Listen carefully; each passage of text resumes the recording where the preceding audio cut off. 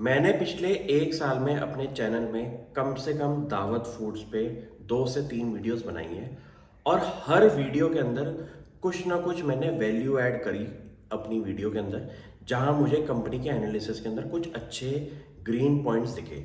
Green points का मतलब ये है कि मैनेजमेंट जो बात कर रही है और उसके जो आउटकम्स आ रहे हैं वो कंपनी के फाइनेंशियल्स में भी दिखना चाहिए।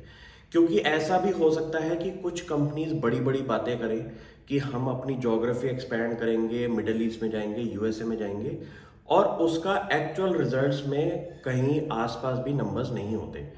इस केस के अंदर दावत फूड्स का प्राइस जो है अराउंड पिछले 6 महीने में जो 50% की ग्रोथ दिखाई है शेयर के अंदर, उसका एक कोर रीज़न ये है कि हमारी मैनेजमेंट कमेंट्री जो पिछले 1-2 साल की आप ट्रैक करेंगे, वहाँ पे उन्होंने क्लियरली अपनी पॉइंट्स जो हैं वो लिस्ट डाउन करें। उन्होंने अपना ये बताया कि अगर हम फंड उठा रहे हैं सऊदी अरेबिया के इन्वेस्टमेंट फंड से, तो उसका रीज़न रैशनल क्या है, उसका पर शेयर प्राइस क्या होगा, जो कि एक अच्छे लेवल पे उन्होंने अपना फंड रेस किया था। और मुझे लगा था कि अगर कोई फंड इन्वेस्टर इस कंपनी के अंदर इन्वेस्टमेंट कर रहा है और इतने अच्छे लेवल पे उसके अंदर शेयर परचेज कर रहा है, तो उसको इस कंपनी में दम दिखाई दे रहा होगा। प्लस उसके अंदर एक चीज़ ज़रूर पता चल गई थी कि जो इन्वेस्टमेंट हो रही है जिस कंट्री से, उस कंट्री के अंदर आपका एक्सपेंशन मोड भी अब चालू हो जाएगा। तो ये चीज़ पक्का पता चल गई कि फंड रेजिंग भी हुई है, फंड रेजिंग का प्राइस भी सही था, और उससे एक्सपेंशन मार्केट भी खुल जाएगी। ये तो हो गया एक पार्ट।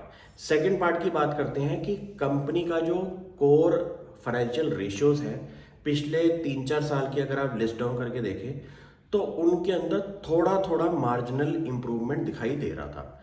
जैसे कि कंपनी की रिटर्न ऑन इक्विटी इस लेटेस्ट क्वार्टर के अंदर अराउंड 19% से ऊपर की हो चुकी है, जो कि आप पिछले 4-5 सालों में अगर देखेंगे तो धीरे धीरे कंपनी ने इसके अंदर इंप्रूवमेंट दिखाया है।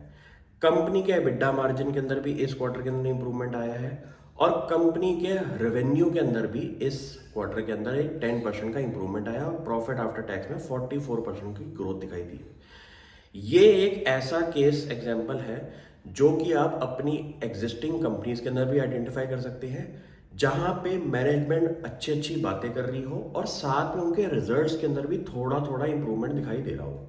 अब जैसे कोई कंपनी ये कहती है कि मैं अगले 1 सालों में 40% से ग्रो होऊंगा अपने रेवेन्यू के अंदर, तो उसका क्वार्टरली रेवेन्यू 10% से तो एटलीस्ट ग्रो होना चाहिए हर क्वार्टर के अंदर, तभी वो 40% की ग्रोथ आएगी।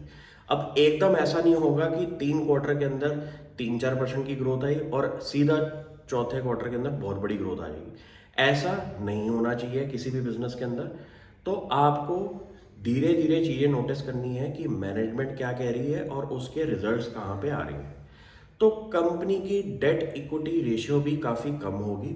और अगर आप बासमती राइस का बिजनेस समझेंगे, तो ये एक ऐसा रिफॉर्म वाला बिजनेस है जहाँ पे आपको एक काफ़ी मज़ा आएगा बिजनेस मॉडल को समझने के अंदर, कि इसके अंदर जितना ज़्यादा ये स्टोरेज करते हैं अपने राइस की, उतनी ज़्यादा इसकी क्वालिटी इंप्रूव होती है।